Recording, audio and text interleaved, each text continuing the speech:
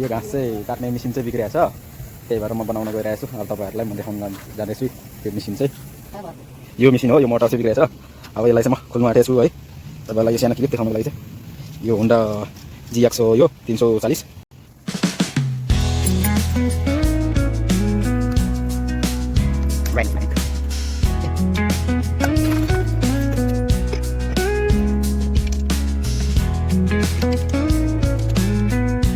यो मेसिनको चाहिँ connecting rod चाहिँ त्यो भाँचेको थियो, त्यो यसमा चाहिँ हड्ता लागिसक्यो। कनेक्टिङ रड मात्रै बिग्रेको चाहिँ। अनि यसमा पिस्टन पनि अलिकति मोबिल खाँदो रहेछ, त्यही भएर पिस्टन पनि अर्को नयाँ हालिसक्यो।